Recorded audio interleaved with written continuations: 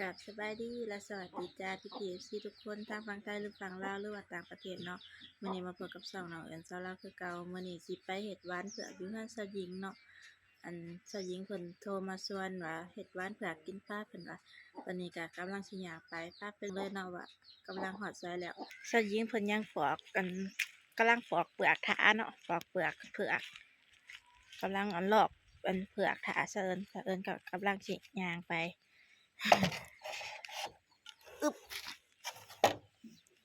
กำลังย่างเป็นการสยิงพี่น้องอุปกรณ์ ขากล่องบกไกลกันปันใดทุกคนจากหน่อยก็หอดละนี่ตอนนี้ก็ย่างมาหอดงานสยิงแล้วพี่น้องหอดใส่แล้วสยิงกำลังสิผ่านเรื่องที่ล่างก็ย่างมาหอดกับพลอกแล้วทุกคนจักหัวหลายเนาะ6 หัวหาหัวหนูว่า6 หัวบ่แม่นหาหัวบ่ใหญ่ปานใดเนาะจากเป็ดจากไก่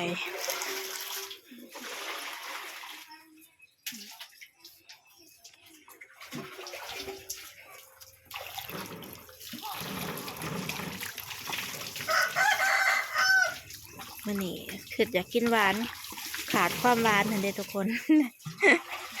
ขาดความหักขาดความหวานเติมหวานหลังเลยเฮาก็สิไปผ่านเห็ดเป็นสิ้นเนาะเป็นหั่นเป็นลูกเต๋า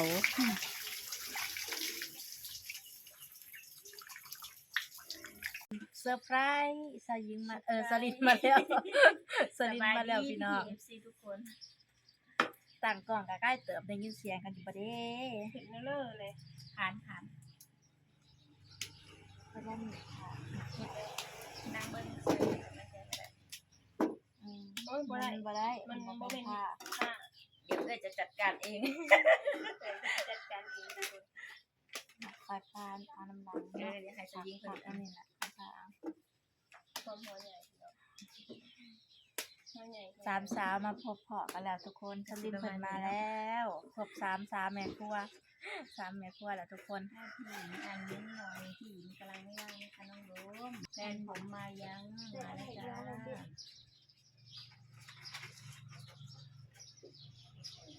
จังวันใหญ่ๆแบบ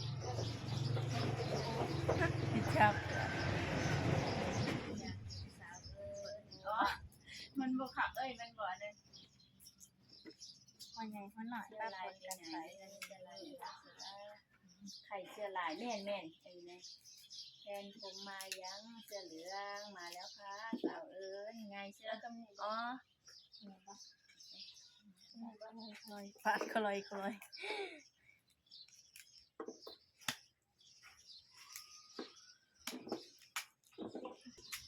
โอ้ นะครับ นี่ที่หลังเองหรอกดูดิ หนักหลายดอกพี่เอฟซีสวัสดีเอิ้นมาเฮ็ดยังก็บ่เคยเฮ็ดแต่จริงมันบ่แม่นนะทุกคนเขาจะเอาไว้เฮ็ด เจ้าแทงได้หนองนะจะเอิญที่ท่าแบบเวลาเห็นแบบแค่ใจเอาออก กระแทงอยู่แล้วมีหนองคนเดียวมันกัดค่อยแบบนี้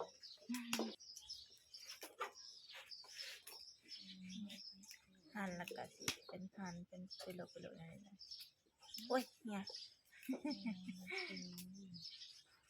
หันกล้องทางสาวเอิญอีกค่ะ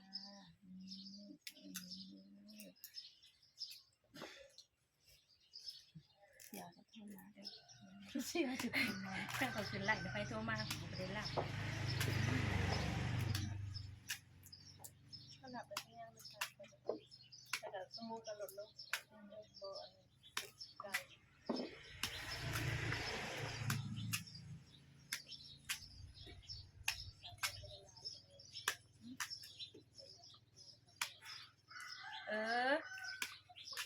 โอ้ยเด้มันได้เต้นอาหารเนาะเฮากันเนาะจักบาทได้เอาเบาดีนี้ลิผมไปได้เด้อไปดีบ่ไป นี่ทุกคนสลินกับชายหญิงเพิ่นทานแล้วเรียบร้อยแล้วเผือก สิไปล้างอีกเทื่อหนึงจังสิเอาลงไปต้มเนาะได้หลายเติบนะเต็มกระโตกเลย นี่ทุกคนตอนนี้ก็ข้างหม้อปลาเมี่ยนให้หม้อน้ำร้อนซะก่อนจังสิเอาเผือกลงเนาะปลาพี่น้องเข้ามาเบิ่งอีกบัดนี้นะกดปุกๆแล้ว กดรวย มันยิงเสียมันลง ๆอ่าโอ้ โอ้โหอืม นี่ทุกคนต้มไปอีกก่อนนี่กาว่าเผือกเปื่อยเพิ่นแล้วจังสิได้ถอกน้ำตาลกะทิใส่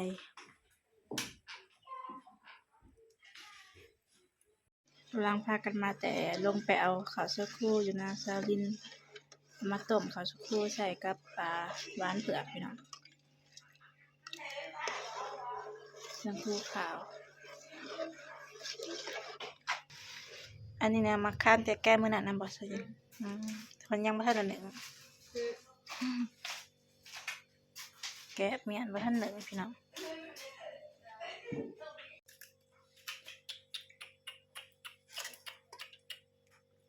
สุกก็ต่อสังโคสุกไป ชุบเลยเอาขึ้นเหนียว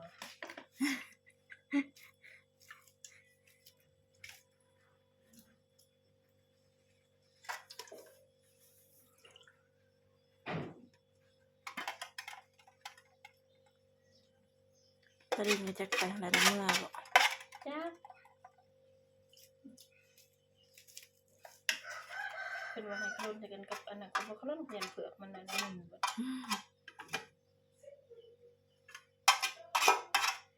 นี่ทุกคน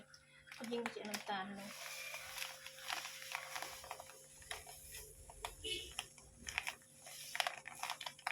แล้ว หวานเป็นบ่หวานมันบ่แซ่บ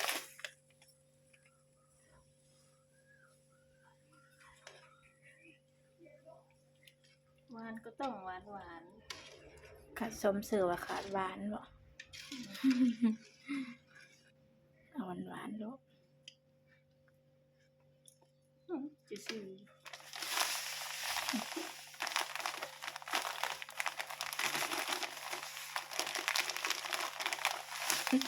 สุดท้ายแล้วเบิดทงพี่น้อง ลูกทง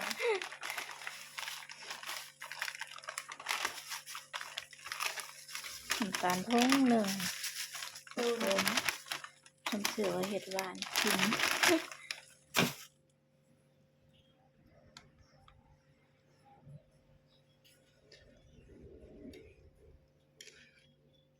หวานเผือกนี่กะแปลว่าเอามาจะนำสลินเนาะสลินเรามีเผือก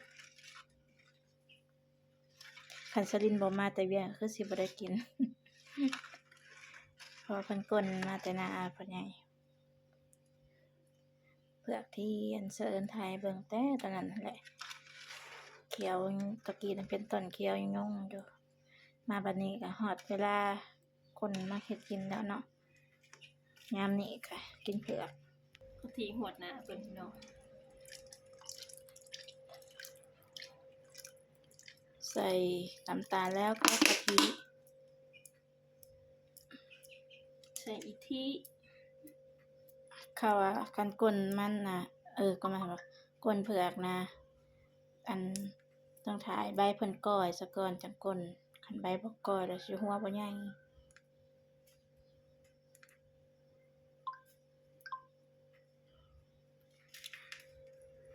ให้ทุกคนสุกแล้วเป็นที่ยำห้อยแล้ว โอเคแล้วความหวานกะมันนี่เซอร์ยิงเพิ่นสิตักแบ่งไปให้สลินแหน่พิจันแหน่เนาะเพราะว่าเผือกอะเอามานำสลินเด้เพราะสลินมีเผือก ก็เลยเอาแบบว่าเฮ็ดแล้วก็แบ่งกัน ใช่จ้ากูสิถอดให้หมอเท่านั้น เฮ้เซอร์ยิงเพิ่นก็ตักไปนี่ แบ่งไว้ให้เขาจะลิ้น อ่า เห็นว่าแบ่งให้คนอื่นอีกหนูหวานชิมก่อนหมู่จากให้หนูหวานนั่นนี่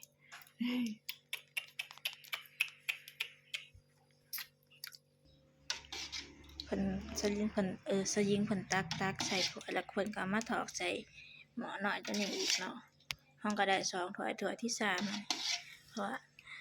มี3เจ้าเนาะสาวหญิงสาวหญิงก็แต่อยากลกเอิ้นสาวหญิงสาวลินพี่จันแล้วก็พ่อใหญ่นำ3เรือน3เจ้า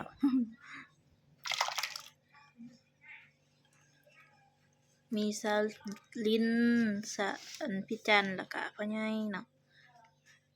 อันตอนนี้ก็สิเป็นเฮาสาวหญิงกินกับ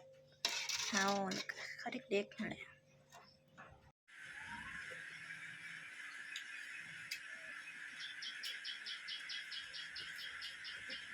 มาเด้อทุกคนกินหลังเผือกเด้อนอน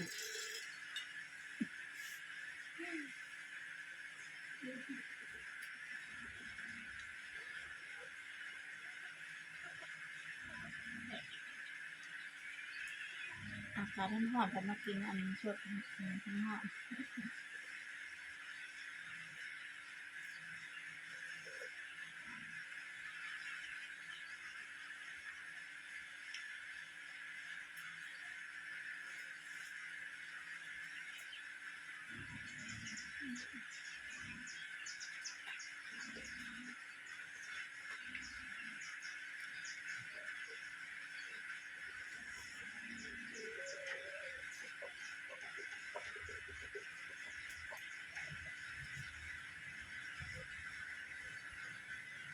ทำนี้ก็ EPFC เด้อ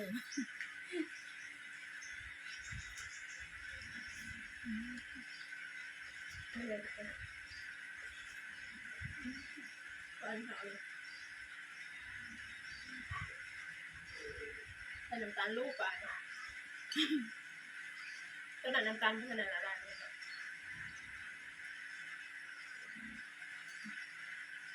คลิปนี้ก็สิได้ขอตัวจบคลิปไว้เพียงเท่านี้นะทำอะไรมาก็อย่าลืมฝากกดไลค์กดแชร์กดติดตามและกดกระดิ่งเพื่อแจ้งเตือนเนาะแล้วก็เป็นกำลังใจให้ช่องสามด้วยจ้ารอบนี้ก็สบายดีและสวัสดีจ้าบ๊ายบาย